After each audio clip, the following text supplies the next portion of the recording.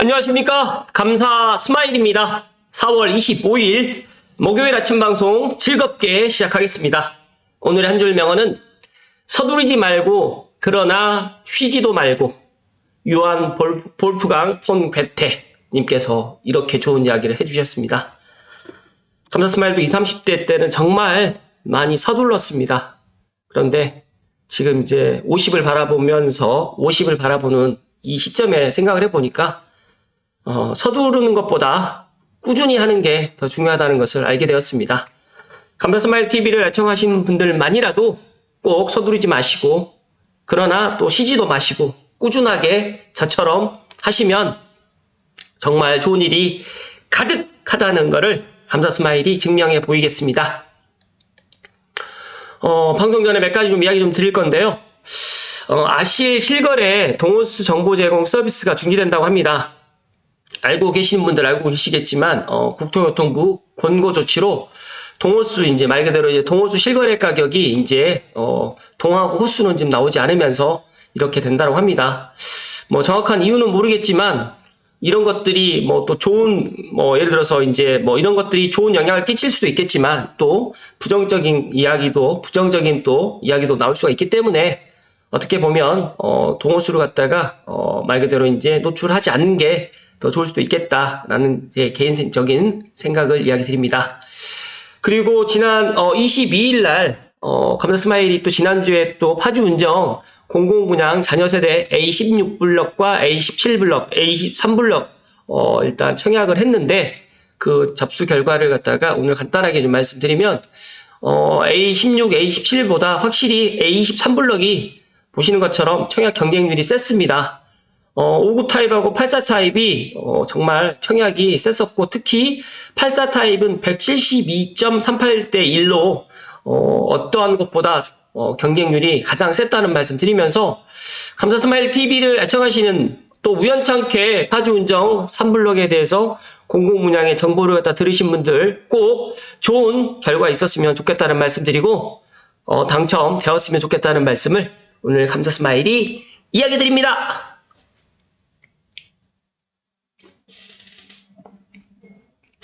어떤 분이 저에게 이제 좀 친한 지인분의 친구신데 저에게 어제 이제 저희 부동산에 오셔가지고 1시간 정도 이런저런 이야기를 나눴는데 유튜브에 대해서 또 이야기를 좀 해주셨어요. 그런데 정말 유튜브가 사람들이 내가 예를 들어서 어떤 컨텐츠 내가 관심 있고 좋아하는 컨텐츠를 보는 걸 갖다가 또 말 그대로 이제 또 알고리즘이라든지 여러 가지를 갖다가 이렇게 시청자들을 갖다가 이렇게 보여주는데 노출시켜 주는데 저는 제 스스로가 제 방송이 그다지 재미가 없고 또 했던 이야기 또 반복적으로 이야기를 하고 두서없이 또 이야기를 갖다 하다 보니까 이런 부분은 좀 고쳐 나가야 되겠는데 저는 너무 많이 부족하다 보니까 그런 것들을 하나씩 좀 해 나가겠다라고 또 이야기를 드렸고 또 정보를 갖다 드리면서 또 많은 사람들이 원하는 정보를 갖다 드리는 게 더 좋지 않을까 또 그런 생각을 가졌습니다. 그런데 제가 아침 방송 시간에는 저도 물론 관심 있는 주제를 갖다 또 이야기를 하지만 되도록이면 감사스마일 TV 애청자분들의 그런 눈높이라든지 또 이런 것들은 또 남들이 이야기를 갖다 해주더라도 제가 또 보는 시선에서 또 이야기를 또 드리고 싶어서 이야기를 드리는 거니까 조금 다소 미흡하더라도 또 다소 조금 부족하더라도 이쁘게 좀 봐주시면 감사드릴 것 같고 또 어떤 분들이 오해를 하세요. 저는 아침 방송에 정말 제가 이 아침 방송 라이브 버튼만 켜지 않았지 그냥 이 상태에서 말 그대로 이제 녹화 중단하고 어떠한 말 그대로 편집 없이 그냥 아침 시간에 바로바로 업로드를 합니다.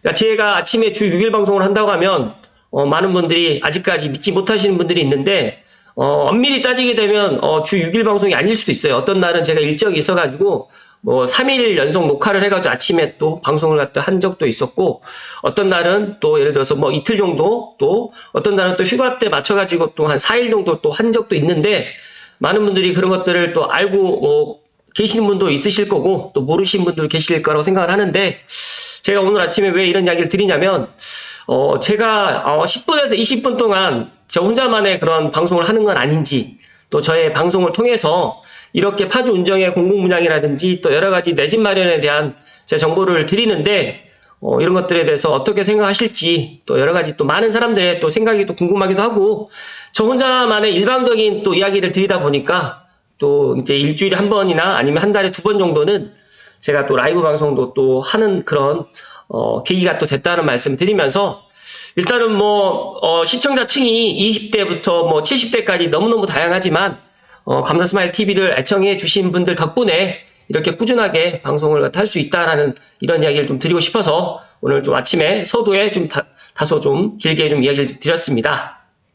아무튼 결론은 많이 부족한 방송이지만 좀 꾸준하게 아침에 이야기 드렸던 좋은 말처럼 중단하지 말고 멈추지 마시고 꾸준하게 저의 그런 인사이트를 들으시면 분명히 내 집 마련이라든지 또 갈아타기라든지 여러 가지로 좋은 정보를 얻을 수 있다라는 이야기 좀 드립니다. 또 본론을 오늘 드리기 전에 빠른 느림보와 함께 공부하는 직장인 투자자 되기, 여기에 제가 이 빠른 느림보님이 첫 책이 곧 나온다고 합니다. 많은 분들께 도움이 되길 또 감사 스마일도 간절히 또 기원 드리면서 25세까지는 연습 기간, 50세까지는 인생의 전반전, 75세까지는 인생의 후반전, 75세 이후는 인생의 연장전. 여러분들은 과연 어느 기간에 지금 속해 있으십니까? 저는 아직까지 인생의 전반전에 지금 살고 있습니다. 어떤 분들은 인생의 후반전에 또 살고 계시는 분도 계실 거고, 어떤 분들은 연습 기간에, 어떤 분들은 또 인생의 연장전에 살고 계실 수 있을 텐데, 일단 어떠한 기간에 살더라도 조급해 하지 마시고 일단 정말 꾸준하게 하시게 되면 정말 제가 해보니까 꾸준함이 최고의 자산인 것 같습니다. 그래서 내가 능력이 뛰어나서 꾸준하게 할 수 있는 분도 계시겠지만 내가 능력이 조금 부족하면 정말 쉬지 말고 꾸준하게 어떤 목표를 정해서 스텝 바이 스텝을 해 나가시면 정말 내가 원하는 목표를 이룰 수가 있고 부 또한 또 내 집 마련 또한 내가 어느 날 자고 일어났더니 내가 내 집 마련 해야지 이렇게 하는 것보다 내가 기간을 정해놓고 내가 아직 20대야 내가 30 전에 내가 작은 내 집 마련 보금자리 그리고 또 나의 가정을 갖다 꾸리도록 한번 해볼 거야. 나는 이런 목표, 나는 40대까지, 나는 50대까지 어떤 이루고 싶은 것들이 있으시면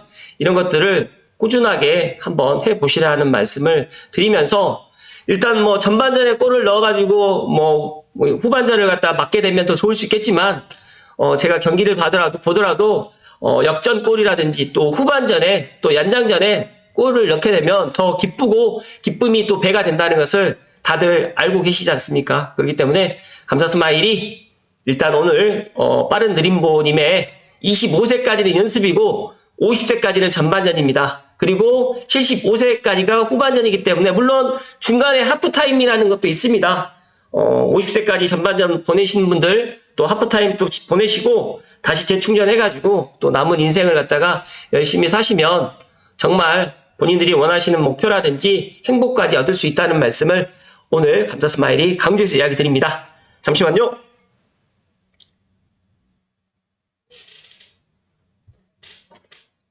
감사 스마일이 아침에 주제만 가지고 또 이야기를 드릴까 하다가 그래도 제 방송을 보시는 분들께 울림과 떨림까지는 아니더라도 그래 내 방송을 보시는 분들께 제가 약간의 그런 변화를 갖다 줄 수 있는 또 한 줄 명언 포함해서 이렇게 이야기를 드리는 게 더 나을 것 같다라는 생각이 좀 이야기를 드리는 거니까 너그럽게 이해를 해주시고 오늘 본론으로 들어갈 수 있도록 하겠습니다. 주식 채권 부동산 쟁이님께서 40년 역사를 본 상승장이라든지 하락장의 분석, 이번 하락은 단기 하락으로 보는 이유에 대해서 이야기를 갖다가 제가 해드릴 건데 정말 엄청나게 좋은 인사이트입니다. 지난 40년간의 상승 하락장을 분석해 주셨고 정리를 정말 잘 해주셨습니다. 이 글을 보시면서 부동산이 어떻게 흘러가는지에 대해 감이 잡히실 겁니다. 그런데 저는 이거를 제가 다 이야기를 드리지 않을 겁니다. 제 방송 보시는 분들께 일단 간단하게 제가 이야기를 드릴 거고요. 일단 체르노잼의 경제부동산 메모의 이 블로그 링크를 걸어 드릴 테니까 한번 각자가 제 방송 보시고 난 다음에 이 글을 갖다가 정말 몇 번이고 한번 읽어보실 것을 강조해서 이야기 드립니다. 보시다시피 수도권 부동산은 40년 동안 3번의 큰 상승장과 4번의 하락장이 있었습니다. 4번의 하락장 중에서 2번은 짧은 1년에서 1년 반 정도의 하락장이었고 2번은 긴 장기 하락장이었습니다.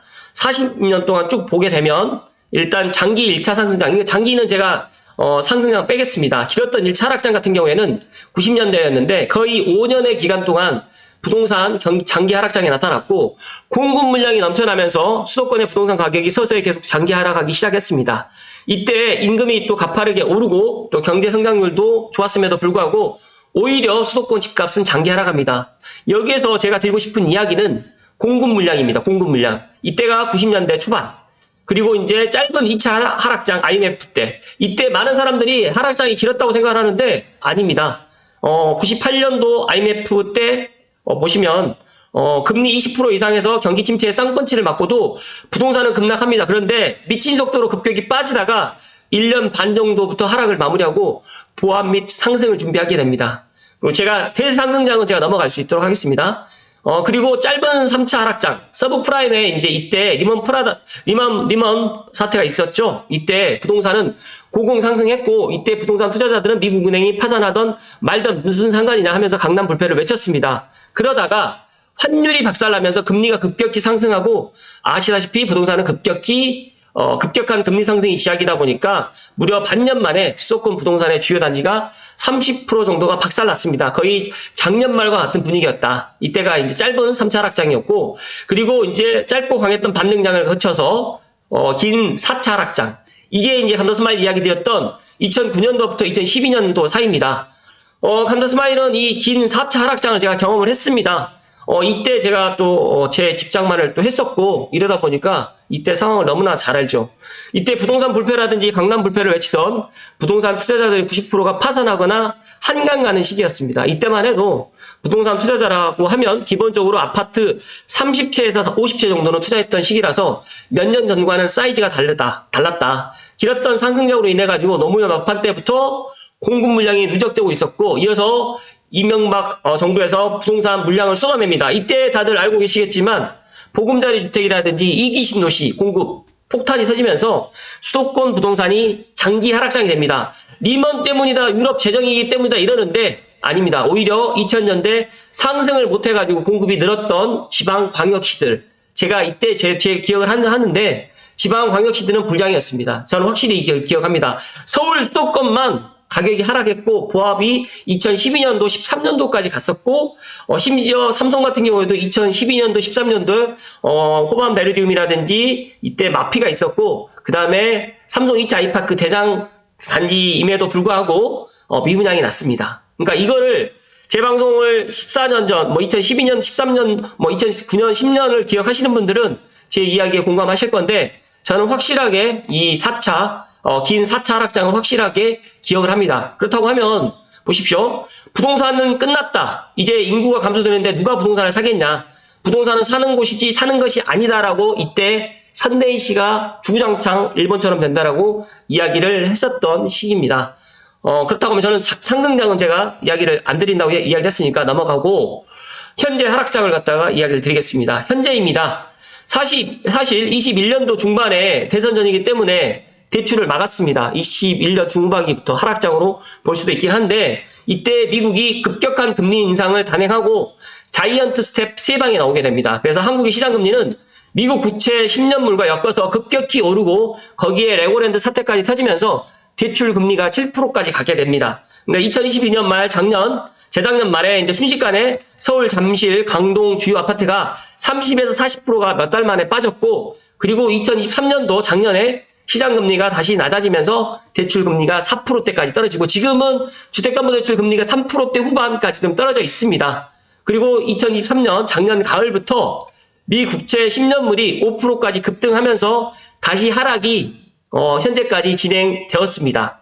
2월, 3월달까지 진행되었다고 보시면 될 것 같은데 일단은 올 하반기에 금리 인하가 2차례가 될지 3차례가 될지 1차례가 될지는 모르겠지만 계획되어 있습니다. 그렇다고 하면 제가 이제 오늘 어떤 이야기를 드릴 거냐면 부동산 40년 역사를 갖다가 지금 대충 이제 주식 채권 부동산쟁이님께서 이야기를 해주셨는데 사실 하락장 시작과 끝, 상승장 시작과 끝이 날짜로 정확히 표현되는 게 아니라 기억도 가물가물하고 정확한 연도는 틀릴 수도 있지만 제가 생각했을 때 거의 맞다라는 말씀 드리면서 6개월도 안 되는 시기에 부동산이 마이너스 30%, 또 어떤 곳 같은 경우에는 마이너스 40%, 50%까지 훅 빠지는 구간이 3번 정도 있었습니다. 그런데 IMF 서브프라임이 작년 말이었고 모두 금리가 급격히 오르면서 급락을 만들어냈습니다.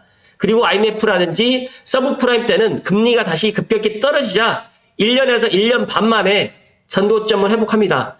장기 하락장은 2번 있었고 모두 공급 폭탄으로 나왔다. 특징은 5년 정도에 걸쳐가지고 서서히 계속 집값이 빠졌습니다.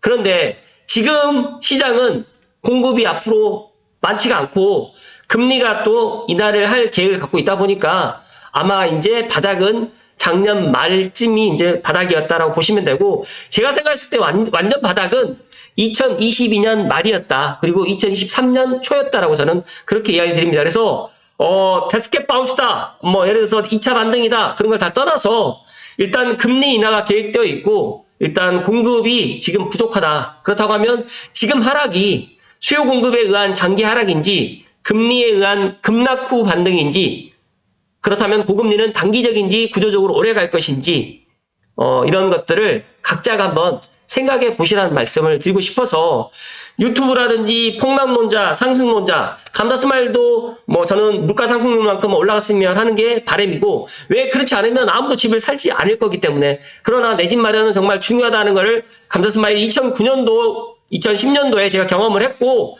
그리고 지금까지 부동산 현장에 있으면서 내 집 마련을 갖다가 늦추면 늦출수록 더 손해다라는 것을 저는 알고 있기 때문에 이런 이야기를 드립니다. 그렇다고 하면 지금 40년간의 우리나라 부동산 역사를 갖다가 제가 하락장 위주로 지금 이야기를 드렸는데 어떤 생각을 갖게 되시는지요?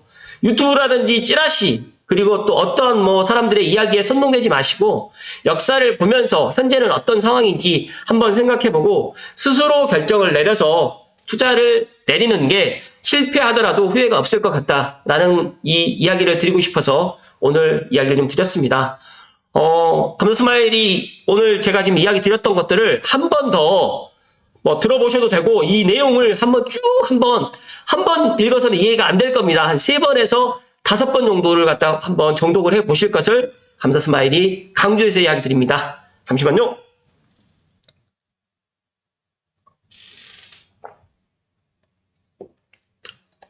추가적으로 파이낸셜 뉴스의 연기한 기자님의 집 사기 안 판다.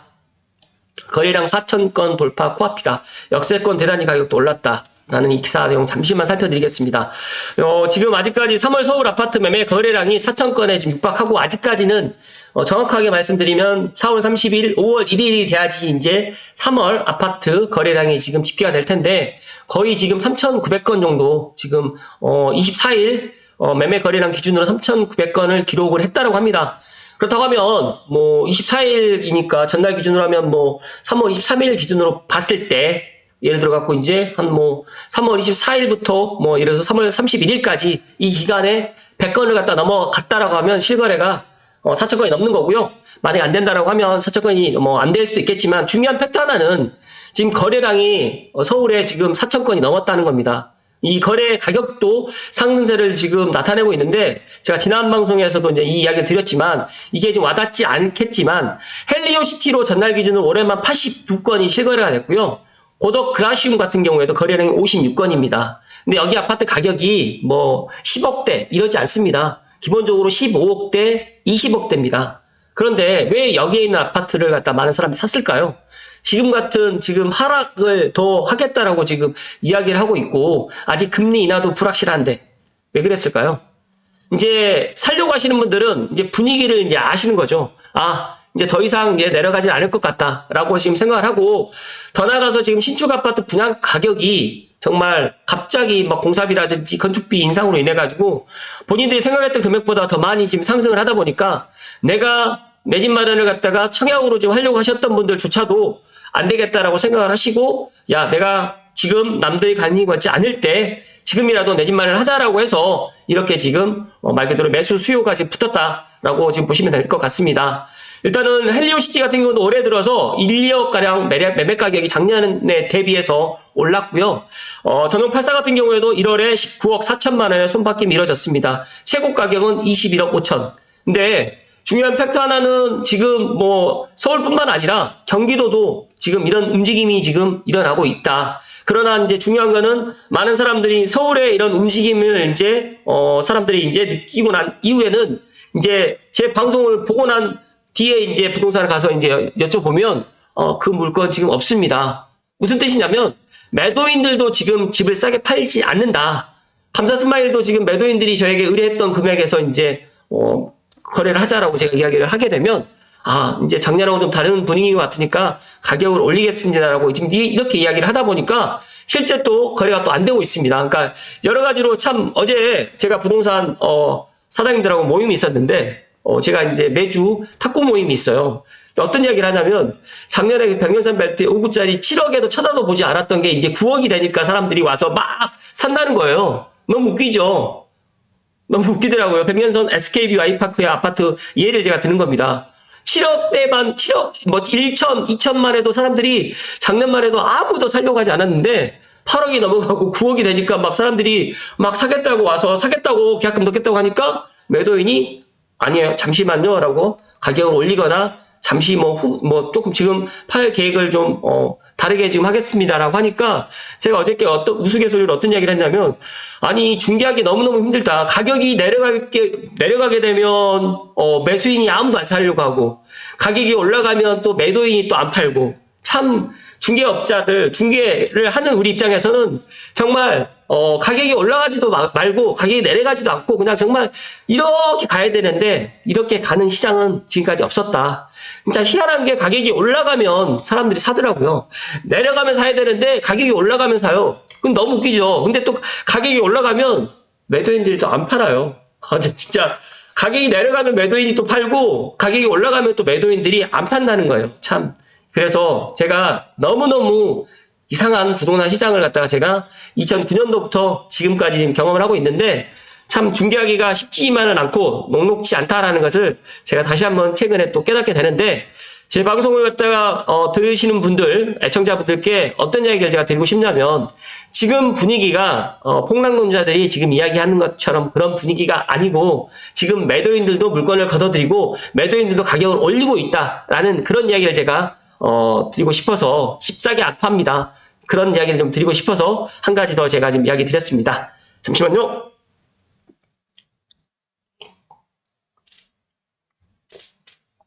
오늘 방송이 좀 다소 길었는데 제가 서두에 조금 부동산 관련된 이야기가 아니라 또 다른 이야기를 좀 했었는데 일단은 지금 인기단지의 쏠림 현상이 상당히 좀 크고요.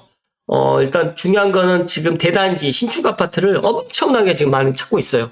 그러니까 오히려 지금 20년 넘어가는 아파트, 30년 넘어가는 아파트들은 사람들이 매수를 갖다가 좀 주저하고 있고 10년 이내, 5년 이내 아파트들은 정말 많은 사람들이 지금 매수를 갖다 문의하고 있고 실제로 거래가 지금 되고 있다라는 이야기를 드리면서 박홍갑 의원님께서 부동산 시장의 본격적인 회복은 금리가 체감적으로 낮아지고 준공 물량이 줄어드는 내년 이후가 될 것으로 보인다라고 지금 전망을 해주셨고 실수요자들은 추격 매수보다는 급매물을 중심으로 선별 접근하는 게 바람직하다고 조언했습니다. 이 조언이 잘못됐다라는 이야기가 아니라 저는 만약에 내가 내 집 마련을 갖다 생각하고 계시는 분들은 급매물이 지금 찾아보시면 많이 없을 겁니다.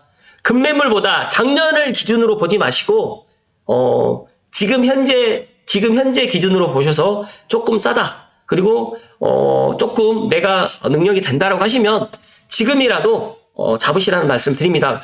여기서 준공 물량이 줄어들고 만약에 금리가 올 하반기에 인하가 되고 준공 물량이 내년부터 확 줄어든다고 하면 이제 매도인들은 정말 매도를 안 할 것이고 더 중요한 팩트 하나는 이제 한 3, 4년간은 서울뿐만 아니라 저도 고양시 이야기 드리잖아요. 고양시 입주 물량이 없어요. 그렇기 때문에 전세 가격이라든지 앞으로 매매 가격도 엄청나게 올라가지는 않겠지만 30% 40% 올라간다는 말씀 드리는 게 아니라 지금의 가격보다는 분명히 올라갈 수밖에 없고 지금의 가격보다는 많은 상승을 볼 수밖에 없다는 말씀을 제가 오늘 팩트로 이야기 드립니다. 지금 사람들이 집 싸게 안 팝니다. 만약에 집 싸게 파시는 분들은 본인들이 더 상위 입지로 가려고 집을 싸게 파는 거지 제가 알고 있기로 지금 작년 가격으로 매도하시는 분들 없다라는 말씀을 오늘 다시 한번 강조해서 이야기 드리면서 한번 제 방송 보시고 직접 한번 임장이라든지 일단 뭐 호갱 논어라든지 아시를 통해서 한번 확인해 보실 것을 이야기 드립니다.